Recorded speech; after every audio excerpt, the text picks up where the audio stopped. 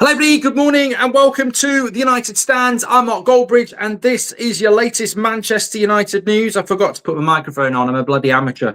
Lots to get into this morning. Basically, the two big contrasts of being a Man United fan at the moment. You've got Nicky Butt and Paul Scholes saying that Ruben Amorim is on the board, on the verge of the sack. And then you've got Bruno Fernandes in a very compelling interview talking about time and how it's unfair that, you win a game and you're going to win the league and you lose a game and everything's terrible. So, I think it really does probably encapsulate two extremes in the fan base, which we'll get into. And there's probably something in between as well. But look, this is what we've also got some transfer news around Xerxes, a little bit around Wharton, and some pretty big updates around the new stadium as well. So lots to get into. Let's start off with what Nicky Butt has had to say, though, because this is, very, very blunt.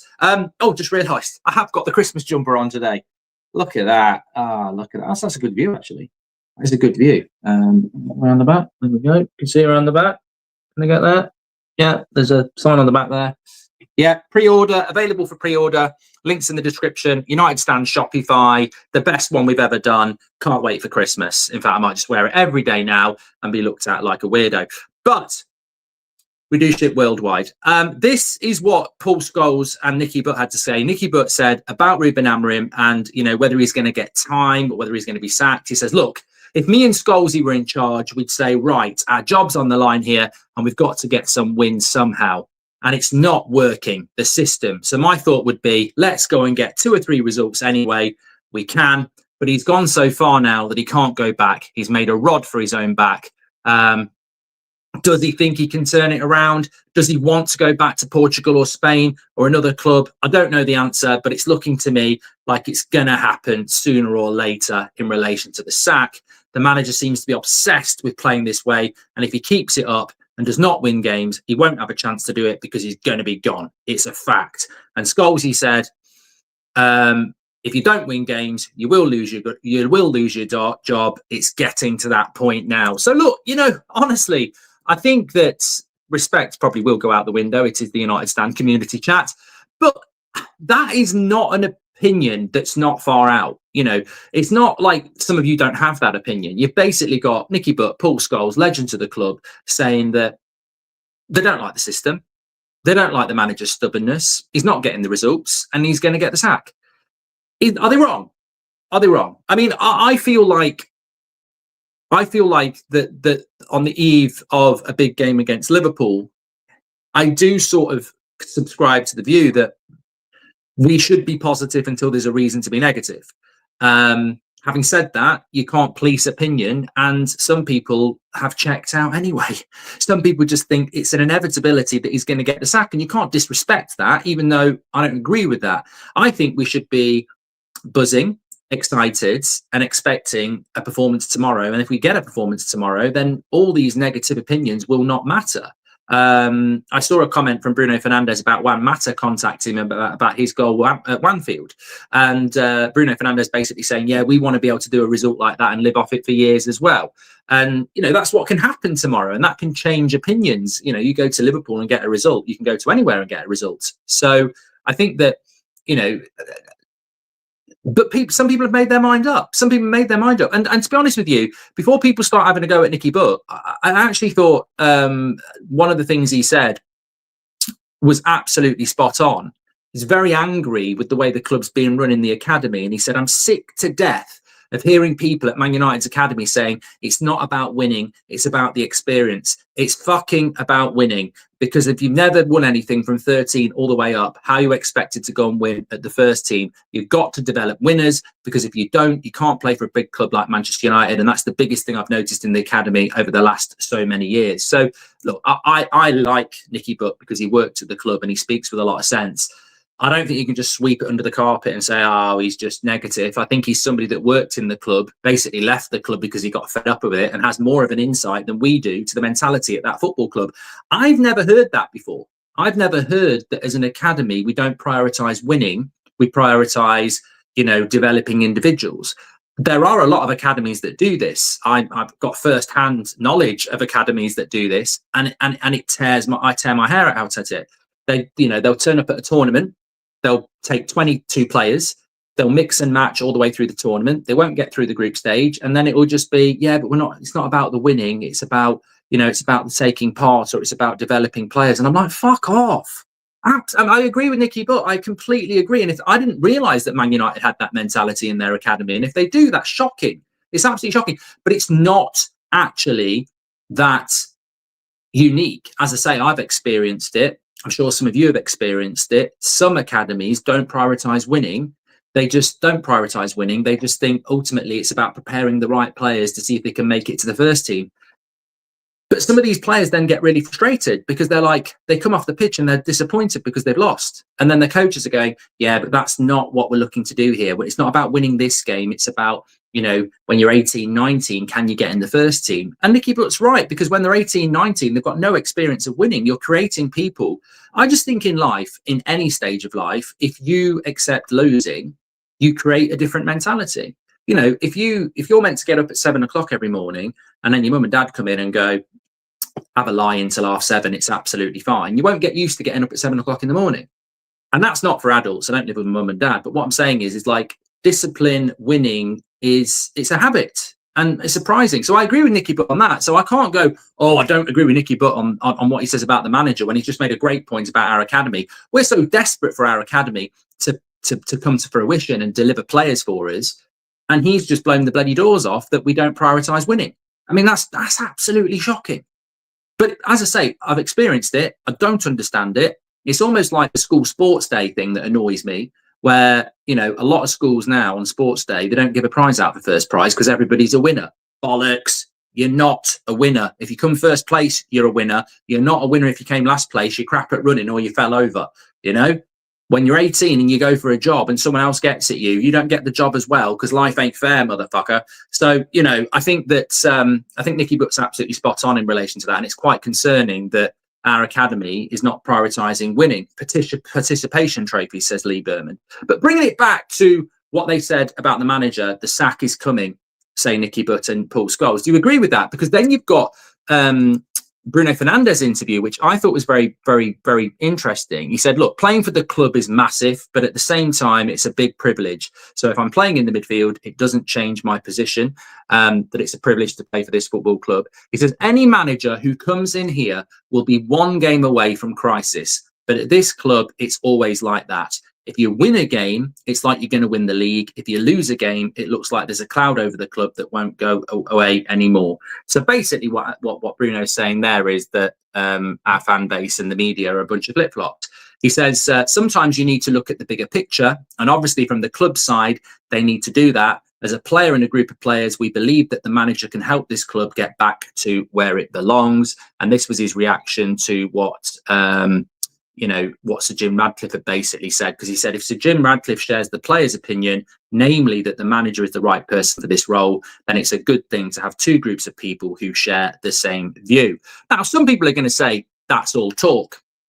That's all talk. You can't. Man United are very good at talking the talk. That's all talk. The owner and the players are behind the manager. Well, why are you 10th in the league then? Why did you finish 15th? Results will dictate what happens. But I found it interesting that, you've got like Nicky Butt, Paul Scholes, maybe some of you saying it's inevitable he's going to get the sack. He's too stubborn. He's not the right guy for Manchester United. There's no adaptability. It's his way. And that's just not going to work. It's inevitable he's going to get the sack. And you've got Sir Jim Radcliffe, the owner of the football club, Bruno Fernandes, the captain of the football club, saying, we're aligned. We believe this is the guy, and we've got to be patient. And we believe we will get back to where we need to be with Ruben Amorim. And that's the two contrasts in the fan base at the moment. You pick your side, you make your choice. But I thought it was interesting what Bruno said about how any manager who comes here is one match away from a crisis, and the club is always going to be like that. If you win a match, you're going to win the league. If you lose a match, it feels like the storm is hitting the club. In this club, every manager is under pressure if they get bad result, and our manager is no exception. But he's very well prepared for it, and he knows what a huge challenge it is. My honest opinion on that is that I think he's right. I think Bruno Fernandes is right. I think off the pitch, he speaks like a captain. I know he doesn't behave like it on the pitch. I mean, I think it was Nicky Butt 7 months ago or so who famously said Bruno Fernandes wouldn't last a minute under Sir Alex Ferguson, the way he behaves on the pitch. But this is what we are. This is where we are. We don't have that anymore, which is why where we are in reality is not there. But I think Bruno is correct. I think he does speak well off the pitch. And I think he is correct in the sense that, you know, if we win a game, we are going to win the league. And if we lose a game, it's a crisis. We can't deny that. I can't deny that. You know that. We do the match reactions. We do the watch-alongs.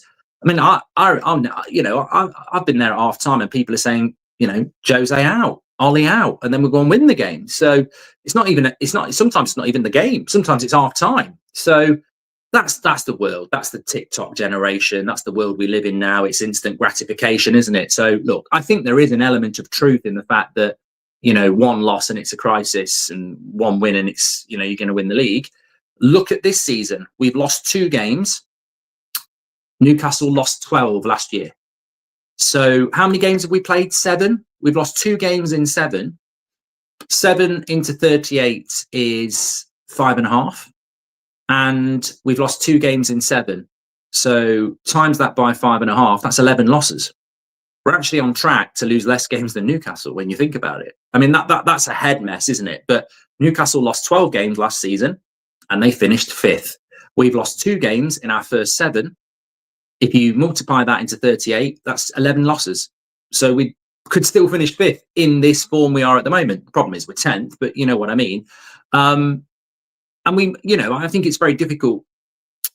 You come with a lot of baggage at Manchester United. Whether you're a new manager with a new vision, you come with a lot of baggage. Sir Alex Ferguson, Jose Mourinho, Ole Gunnar Solskjaer, Erik ten Hag, the Glazers, players that are light switch players. There's a multitude of negative influences on the fan base. I think some people blame the fan base and go, "Oh, it's the fan base's fault." Yeah, okay. So if you're somebody that's grown up in, you know, trauma, every bloody week there's something going wrong, and that impacts your personality, is that your fault? So why do Man United fans get blamed for being toxic? They are literally shat on from a great height multiple times a season, and they don't have any control over that. So let's not pretend that Man United fans drive the negativity around Manchester United. It makes me laugh that people insist that we need to have a more positive mindset. You know, we need to be more positive. There's so much negativity out there, and we need to be more positive. What you're saying is you need to shove your head up your arse and ignore reality, because there's nothing to be positive about. We're in ridiculous debt. We've fallen so hard. We've broken every bone of this football club on the tumble down the mountain. There doesn't seem to be a way back because we haven't healed yet. And we're meant to sit there at the bottom of the mountain with everything broken apart from our minds and go, it's fine. It's absolutely fine. And the reality is somebody pushed us down the mountain as well. But don't moan about it. It's our fault. You know, and it makes me laugh. It makes me laugh that we can't actually moan about a situation we didn't contribute to, where we've basically been forcefully pushed down a mountain and broken every bloody bone on the way down. And we're meant to go, we're the problem. Come on. So I think that, yeah, look, in the balance of what Nicky Butt and Paul Scholes are saying and what Bruno Fernandes is saying, I probably sit in the middle. I can see both sides. I agree with Bruno Fernandes that every win we're going to win the league and every loss is time for a crisis. But I also agree with Nicky Butt, especially on the youth academy. Fuck it. I mean, that's embarrassing. But I also agree with him that the stubbornness of Amorim seems to be a trajectory towards the sack based on the last 10 years. Jose, Ten Hag, everybody. So I agree with both sides, but I choose a different path of there is a way back for Amorim.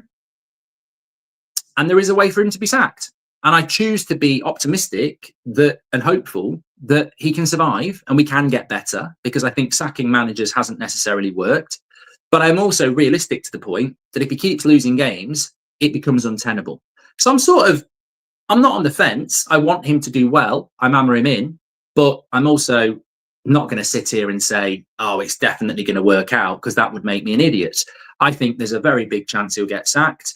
But I also hope he won't, and that this talk of 3 years and getting better and he's the right guy becomes true. I don't believe in the system argument that Nicky Butt's talking about either. I don't. That's, you know, I think in life you can agree with your mates, your family members, but you can also disagree. I don't have to agree with everything they say. I don't agree with the system. I don't agree with that conversation at all. In fact, I saw, forget what I think for a moment. I saw I saw a comment from De Ligt. He's done an interview as well. Basically said, in modern football, if you play a back four, almost all teams play by building with 3 defenders. And we do often defend with 4 defenders. It's easy to say the system this, the system that, but in the end, it's always adaptable in the game. There's no situation where the system is always the same in the game. In that way of being flexible and in the structure, we have to find a way to get everything right and make everything happen. So basically, De Ligt's saying, look, at the end of the day, I think it comes down to us. I've been at clubs where the history is enormous. All 4 are among the top teams in Champions League history with the most points.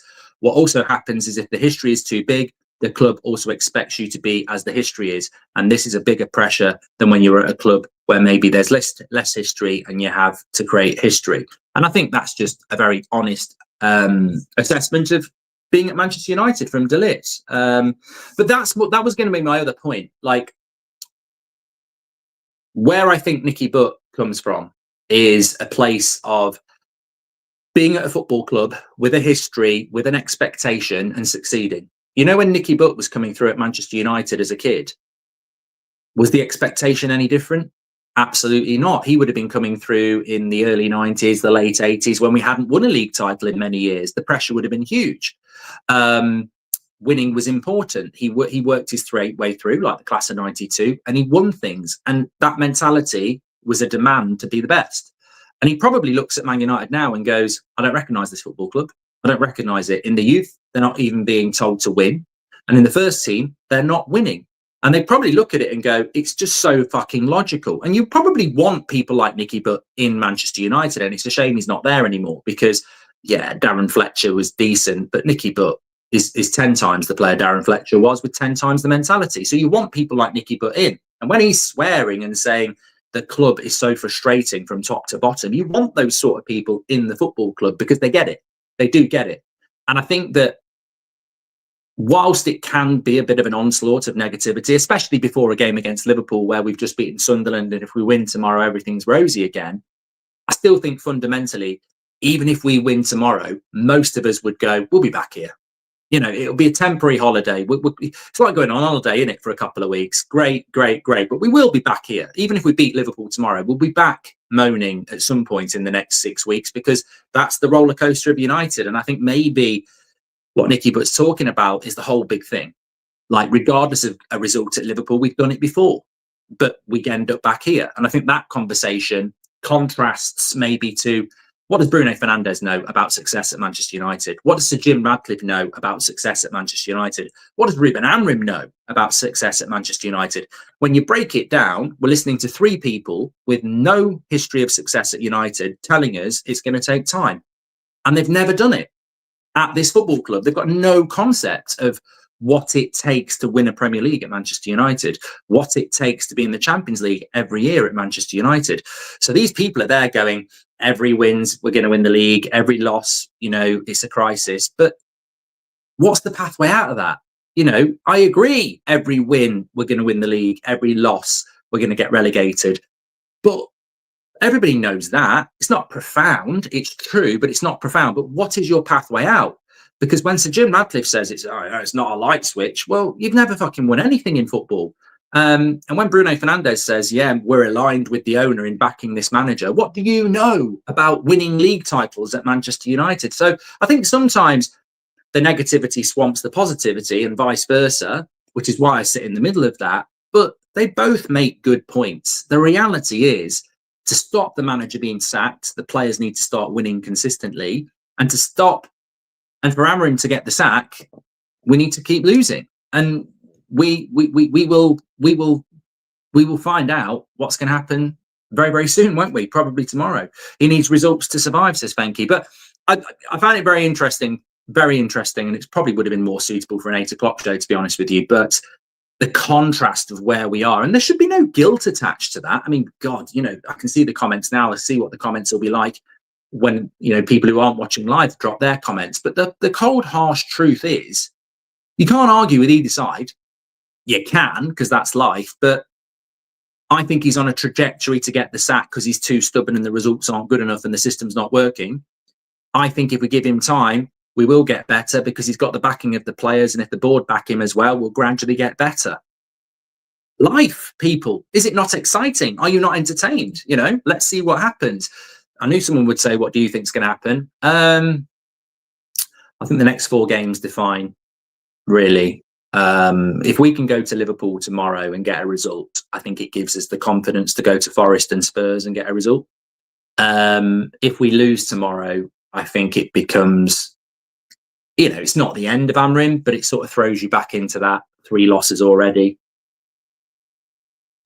Look, 2 losses from 8 is nowhere near as bad as 3 losses from 8, is it? And I know it's only one number, but 3 losses from 8 is nearly losing half your games again, isn't it? So I think, look, I'm massively excited tomorrow, and I think it's going to be very, very interesting how it pans out.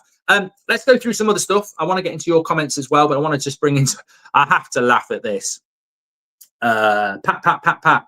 So Alejandro Garnacho, the game at Manchester United, if we play 11 against 11, I feel we would be on top.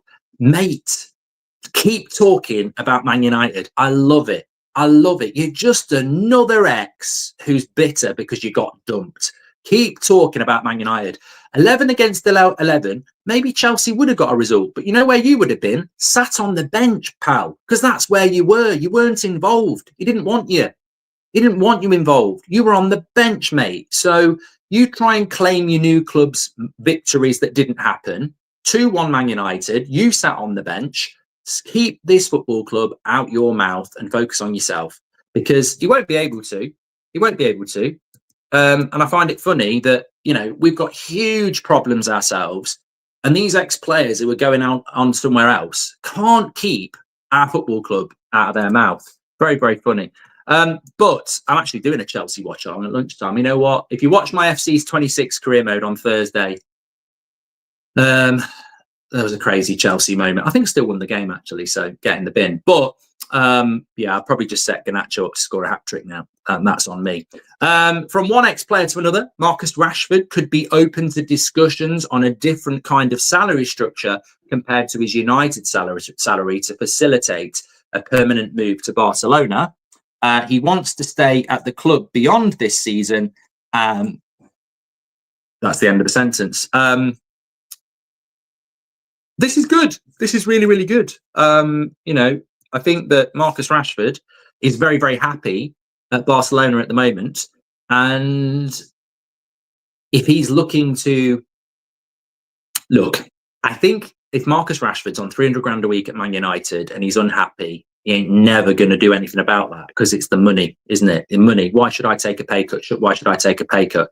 You go somewhere you're happy and you're not the top star of the team. You know, you're being humble. I mean, Barcelona are bigger than Rashford. There are players in that team that are better than Rashford. I imagine he's at Barcelona working his arse off because he ain't the top player there.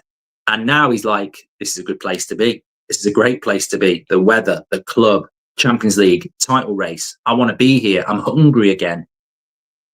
I think it's a good sign that he's so hungry and he's so happy that he'd be willing to take a pay cut. And this is, you know, great news. So hopefully it will continue. And I think sometimes there are positives, and I think that is a positive news. This is exactly what I wanted to happen. I wanted him to go. I wanted him to go and be happy somewhere, and I wanted him to go somewhere that they wanted him. So it ticks all the boxes for us, and finally we can close the chapter on something that maybe should have been closed a long time ago. But that's not on Rashford, by the way. There are so many players at this football club. I mean, I did that video yesterday about what Paul Scholes said about Casemiro, Maguire and Luke Shaw. He is right, by the way. Physically, they're not strong enough for the Premier League, and we're still relying on those types of players, which is why sometimes you'll watch 10 minutes against teams like Brentford or Crystal Palace, and you'll watch United again absolutely run ragged. You know what I mean when we're getting run ragged, you know, players are all out of position, it's a mess. A lot of that doesn't come down to light switch players. A lot of that comes down to physicality, not being strong enough. They're not physically at that level anymore, and we're still relying on them. So we've got to start moving players on. Little bit about Xerxes here, coming in from Fabrizio Romano, basically saying that West Ham have shown interest in Xerxes, but it's nothing as advanced as doing a deal yet. Xerxes wants to fight for his place at Manchester United. He's not happy with his current lack of game time, but it doesn't mean he's unhappy at the club or pushing for a move. If, however, his situation doesn't improve come January, then exploring a move away could be a possibility. So this is coming in from Fabrizio Romano in relation to Xerxes. It's been a long 2 weeks. I just want to say, hallelujah. Football is back. I mean, God, that just makes me realise how long this international break has been. And I think when we're in the international break, we feel really sad. We should feel really happy today that football's back.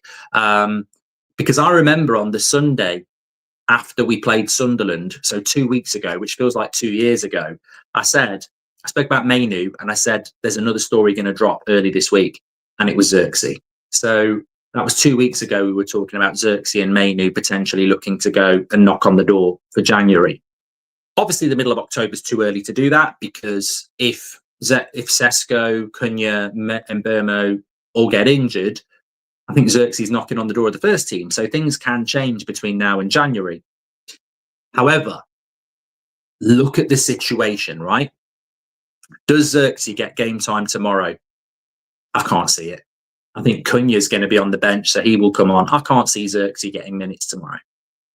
That's one of 4 games before the next international break gone. Brighton at home. I mean, we've basically got 4 cup finals, 90 minutes. Where does Xerxes get game time? Like, if you had Carabao Cup, if we were still in the Carabao Cup or we were in the Europa League, he's going to get game time. Of course he's going to get game time. But 4 games before the next international break, which takes us to the end of November, I can't see him getting half an hour across those 4 games. I just can't see him getting half an hour of football.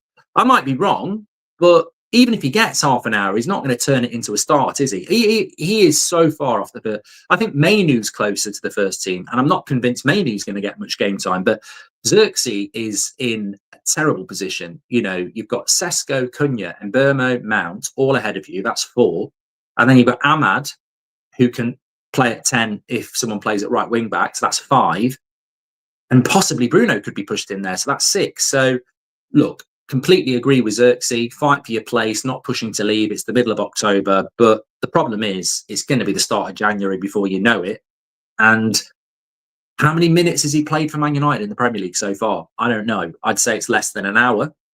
Might not even be half an hour. Do you really think by the end of December he'll have played much more? There's just not. Look, there's just not a path. It's like having 5 cars on your drive. You know, you might drive 2 of them. You might drive 3 of them. It's like having 5 cars on your drive and the 5th car isn't as good as the other 4. You're probably not going to drive it. Even if you wake up on a Friday and think you are, if the other 4 cars are a better drive, you're not going to use it. And it doesn't mean that Xerxes is not a nice car, but you could sort of see this happening. The only thing I think with United is that Amorim probably has gone, if anything happens to Sesko, I can use him up front. And also Mason Mount's massively unreliable. So, you know, for me as a manager, I'm always going to go, I want as many options as possible. And then the season kicks in and then you hit January and you go, yeah, I don't need you. So I think he will end up going. But, you know, I think it's a shame. I think it's a real shame. I sort of look back to the US tour, and I think that there was a real appetite from a lot of people to see Xerxes getting involved. And I thought he finished the season very, very well last season. But if there's no pathway to the team, there's no pathway to the team. Just going through some of your comments. Let me just have a sip of my drink. Anyway, Mark, look at the league table. We're literally in the middle. 5 points off relegation and 5 points off the Champions League. Everyone needs to reserve judgment. Spot on. Spoke about this on the international break, Rehan. So welcome back if you're one of those who take the international break off. The league table reads, we're 5 points off 4th from bottom. So we're 1 off relegation, 5 points down. And then we're 5 points off first place, 1 off the top, 5 points up. So the next 4 games are pivotal. Every game for Man United's a cup final. Bruno is right. But I think this season, we said it before the season started, we've got 38 cup finals. I mean, the only other games we're playing is the FA Cup. and that's not till January. So every game is a cup final for Man United. It's very disappointing that we didn't get that memo for Brentford or Man City, but every game's a bloody cup final. I don't understand it. You know, I've played the game, I've coached the game. You know, you're paid professionals. You wake up in the morning. You've got no other job other than to put your tracksuit on and go and train at Carrington. You're building up for these games. I used to love playing football. I'd be going through it in my head on the way. You know, these are Man United players. What is it that makes you turn the switch off? Like, how is the switch not on? Like, every single game is a cup game for us. I understand it. You know, if you've played Thursday night football in bloody, I don't know, Baku, and then you're coming back to play Sunderland on a Sunday afternoon at Old Trafford. Mentally, that's difficult. I get it. You know, hopefully we can get a win. I'm tired, this and the other. We've got other priorities, but it's one game a week. It's the Premier League. We should be turning up. And you're absolutely right, Rohath. If we can win 3 of our next 4 and put ourselves into the top 6, next international break, we're in a very different position, aren't we? If we don't, and we start dropping into the bottom half, you know, I think that the conversation will continue.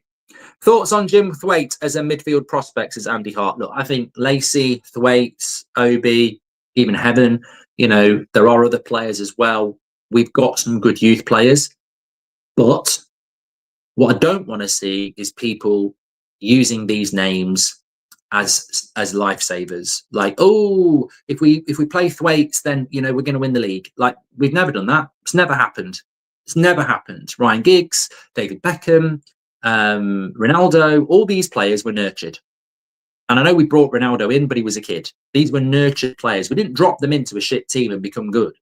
So, yeah, great. Academy players. I want to see them coming through. Some of them are very exciting. But look at what we've done to our academy players in the last 5 years. Look at what we're doing to Mainu now.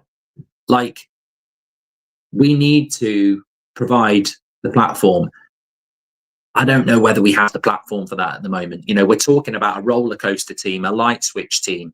Is it right to throw a kid into that? And that's my problem. I think if you are Mikel Arteta, you can put a 15-year-old on the wing at Anfield because you've got a very good team around them and you've got the right mentality around them. Would we put a 15-year-old on the wing tomorrow? No. And that's what, you know, that's a different way of looking at Manchester United when it comes to youth development. We're all about the youth as a fan base, as a club. Arsenal a few weeks ago, when they were 1-0 down, bring on a 15-year-old. I think he did come on at Anfield, didn't he? I'm sure he did. He definitely played the week before anyway, but I think he came on at Anfield. I mean, I'm not a bloody Arsenal fan, but I think he did. They're throwing a 15-year-old in the last 10 minutes at Anfield when they're 1-0 down. Because win or lose, Arsenal have a structure, they have a strategy, they have a plan, they have a team of leaders, they have a consistency. There's no way we could throw in one of our youth players tomorrow. No, absolutely not, because we just don't have that. And I think that's very important. That's not about a checkbook. That's not about where you are in the league. That's about where we are as a football club. Can we play a 16-year-old at the moment in that team? I think it would be a bloody nightmare for them. But I think Arsenal could. I think Liverpool can. And that's sometimes something that doesn't get discussed. That's not a checkbook. Like I say, that's on the players. That's on the manager. That's on the owners. That's the feel of the place. I don't think we look after young players at the moment. I don't think we have an environment to develop young players at the moment. And that reflects on a lot of mistakes that need to be rectified if we're going to start to provide for these young players, because Mainu should not be sat on the bench behind Casemiro and Bruno, but he is. And he's not the only one.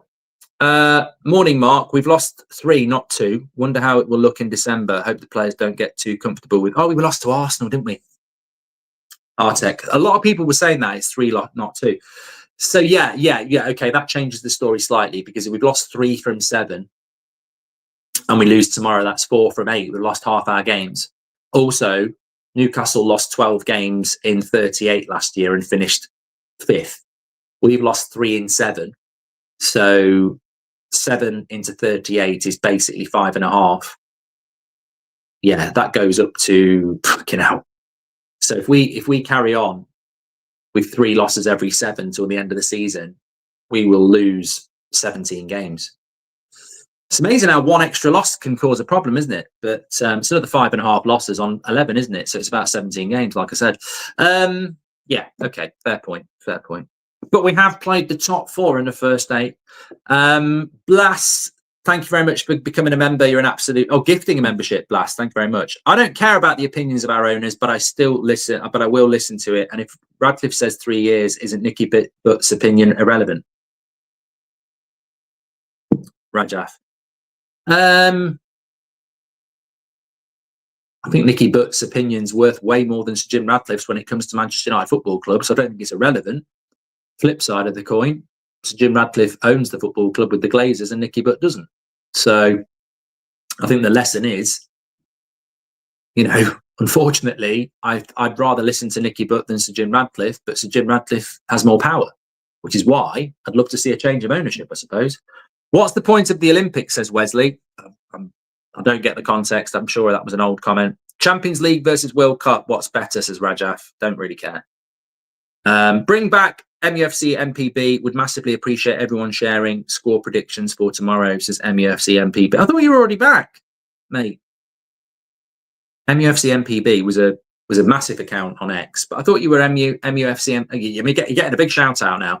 MUFC MPB 2 is still there. I don't know why they took your account off you, mate. I don't know. I've got no idea.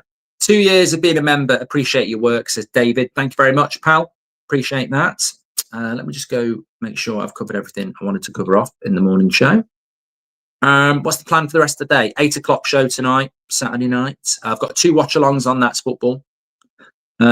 Chelsea at Forest at 12:15 and Fulham at home to Arsenal at 5:30. Yeah, just look great to have football back, but also looking forward to the game tomorrow. I'll tell you what, Bruno Fernandes receiving the Player of the Month award for last month still baffles me. Absolutely got no idea how he got Player of the Month. How did he get Player of the Month for September? I mean, I just don't get it. I do not get how Bruno Fernandes got Player of the Month. It's mad. Absolutely mad. And it should get called out because he's been crap this season. He's had 1 or 2 good games, but he's been crap and he still wins. Who votes for that? Is that fans voting for that, or is that the club who decide that? I mean, that's just crazy to me. Did we not play Man City in September? Was that not the game where he cost us the first goal and then blamed a youngster? Like, I don't know how he won that. Brentford was September as well, wasn't it? Or was Brentford October? No, Brentford must have been September as well. I mean, who should it have been, Mark? De Ligt, Mbeumo. There's probably others. I mean, it shouldn't. What I'm saying is, it shouldn't have been bloody Bruno. I don't know who. I don't. Savage says probably because he created the most chances in the league. Yeah, fuck. I couldn't give a shit about most chances created in the league. I've said, honestly, I'd love Bruno to play as a number 10. I still think he's one of the best players in the league in that position. I'm not his biggest fan in the midfield, and he maybe doesn't want to play there himself. So we have to be fair about that. I don't rate him as a captain anymore. I think it's a problem. I don't rate him as a midfielder. And if he's going to be in that role, I would sell him. If he's going to play as a number 10, I wouldn't. Some people can't deal with that because they just want to go, oh, you're a hater. Yeah, you're thick. You're not, because you don't listen to the context. But what I will say is that there's just no way that he should have won Player of the Month last month. Absolutely no way at all. Not at all. And it doesn't make any sense. And, we've already done the video on most chances created. We did it about 2 years ago. I analysed all the chances that Bruno creates because I can do it on Yscout. Shows you every little clip. And a lot of them are a pass to somebody who shoots from 30 yards. And that's a chance created. I can stand on the halfway line. I can pass it 5 yards, a simple pass. They can run forward and shoot 40 yards. And that's a chance created. So I don't always think that I'm not a massive fan of stats anyway, but he shouldn't have won Player of the Month in January. It's a fucking joke. And to be stood there smiling with that award, He was shit against Brentford. What was our? Right, it's got me going now. So,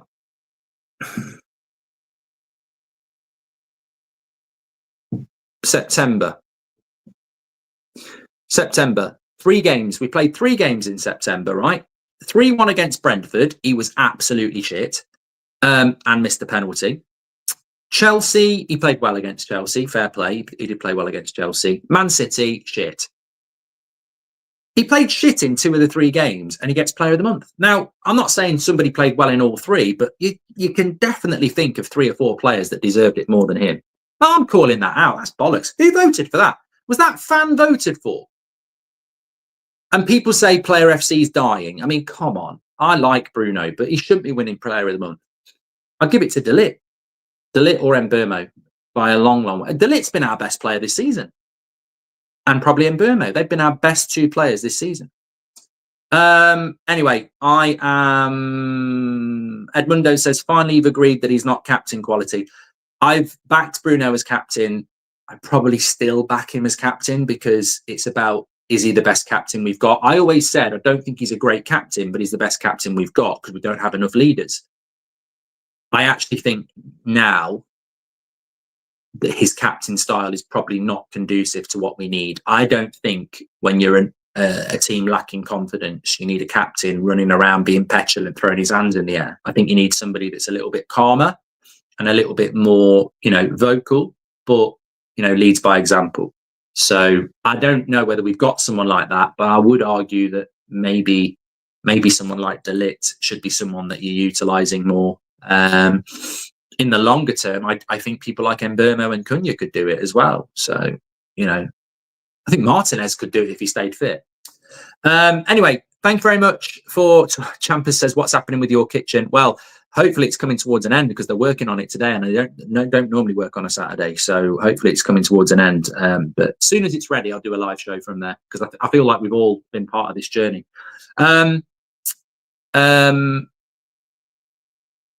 Rogie said, what's this now? More negativity. Did anyone listen to what Radcliffe said? Well, you clearly didn't listen to what we were spoken about, Rogie. I'll leave you with this. In life, around Manchester United, there are people that don't like what's going on and will say it. And then there's people like you that will just be ultra positive, and that's absolutely fine. But, Rogie, don't tell us that fans are the problem. Don't tell us that fans moaning is the problem. Tell me what one Man United fan did to put Man United in this situation. Effectively, we were at the top of the mountain, Rogie, and the Glazers pushed us down it. And we broke every single bone in the body. We're lying at the bottom of the mountain. Nobody will come and help us. And you want us to go, it's all fine. Leave them alone. Even though they pushed us down and caused all the damage, leave them alone. I'm sorry, mate. Some people aren't going to accept that. You might. That's fine. Let people have their own opinions. You might think we're in a good position to bounce back. That's great. I'd love to know how you're going to get on that trampoline with broken legs. But look, you know what? Maybe you've got miracle hands. The point is, there's no reason to be ultra positive because Sir Jim Radcliffe says so. And there's no reason to be ultra negative because we've got a chance tomorrow against Liverpool. Sometimes it's in between, isn't it? Take care, everyone. Michael Oliver's referee tomorrow. Yeah. Look, hopefully it won't come down to the referee. Hopefully we'll turn up. I think we'll lose still, but there's a little bit of jinx around that. There's a little bit of, reverse psychology around that. Because if we turn up and Liverpool don't, it's all about the first 20 minutes, isn't it? But yeah, bring it on. Anyway, I'm back on here at 8 o'clock. Looking forward to that. Please do subscribe, smash a like on the video. And if you're watching other football today, that's Football's the place to be. We start at 12:15 for Chelsea's game at Forest, and we've got Arsenal, Fulham as well. Don't forget the Christmas jumper, modelled by me. This is the best one we've ever. I mean, I feel like just wearing it in the summer. It's just the best. It is the best, and I love it. I even like the fact that it's down the arm. It's got like the yellow bits there. Links in the live chat. United Stand Shopify. Order yours now. When they're gone because they are knitted ones, so we only print so many. We have to order them in August, so we only order so many. Check it out. Thanks for watching. Take care. Stay safe, and I'll see you later on That's Football.